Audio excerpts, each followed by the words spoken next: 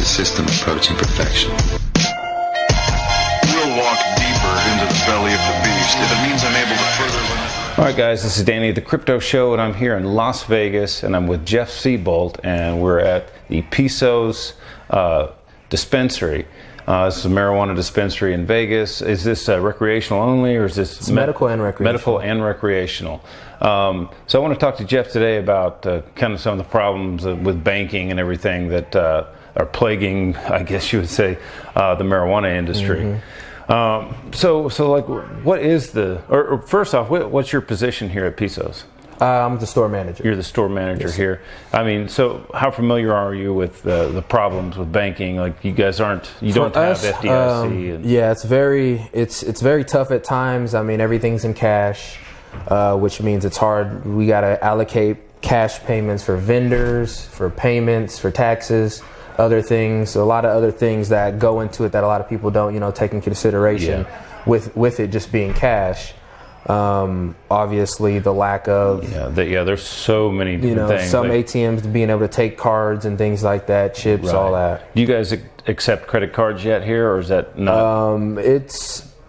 We do, but sometimes it's sporadic, I guess. Right. Well, first of all, people who want to use credit cards, they may not want that. That purchase tied to their credit card. So a lot of other dispensaries will link a different name or something, or one of their other businesses. It seems like it'll come up as some other smoke shop or something like that. Well, I mean, it affects more than just your bank. I mean, because your bank could decide, we don't want to do business with you anymore because you're purchasing here. But it also, that information could end up with your employer.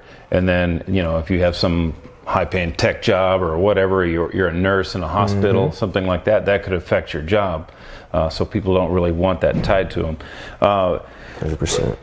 I kind of want to talk about cryptocurrency because this really offers a new way for people to transact digitally or over the internet or whatever, other than carrying cash with them to do the transaction. Right. So, I mean, we're at the early stage, and in Tokes, you guys are actually taking Tokes. So, when these things start off, you don't get a lot of traffic. We know that. Exactly. But as it picks up and people figure out that you do that, and then the reward system kick in, where people can figure out, hey, wait a minute, I can save a couple of bucks on this little platform over here. They're incentivized to start using these things. Compared to the ATM fees and things like that. Yeah, so instead of paying money at an ATM, they're saving money by using cryptocurrency, and it's just something cool to learn. So, I mean, do you guys think that that's going to pick up?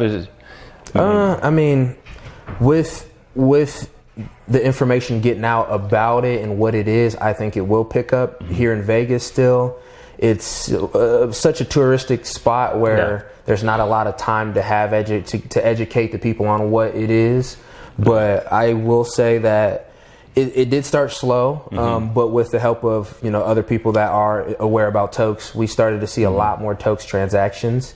But it's just something that you just got to market and get out there. I think a lot of people don't know what it is. One thing, like, I think they're looking at actually integrating these ATMs in, and when that happens, they'll be able to stick an ATM in here that would work with dollars and Bitcoin and all these other cryptocurrencies. That'll actually put you on a map. Like right now, Vegas is one of the most concentrated cities for Bitcoin ATMs anywhere in the world. Like, there is a bunch of them here. Just randomly all located. All over the place. My brother told me about that. Yeah, last time. So it's on, you have an app on your phone that tells you where all of the locations are. Well, certain stores. And a lot of times, man, I've been to these ATMs here, and I got to stand in line and wait at the ATM to get to the Bitcoin ATM. So you got to think about that as, like, if you put that ATM in your store, people are going to come in to use the ATM, but while they're here, hey, I might as well pick up some bud, right?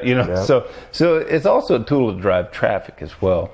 But what other working to integrate the Tokes into the ATM as well? Okay, exactly. Like the Waves platform. Yeah, nice. Yeah, it's called Vault Logic, and they're actually going to start putting some machines in here, and they'll be working with Tokes. Tokes is actually being added to their platform, so that's pretty cool.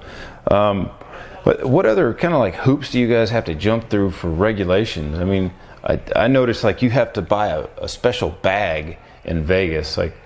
Yeah, You know the what I exit mean? bag. Yeah. That you have to leave out here with. Yeah, here they make you have some sort of child-safe bag, which obviously bears an extra cost for us. Some places will charge for them if they're in a nicer bag. Some places, like us, we don't. Right. So once again, that's a cost that we just have to bear additionally with our products, packaging, all that stuff. So it becomes kind of a disadvantage because we see a lot of people just discard those bags as soon as they walk out, and we wish we could recycle them. Yeah.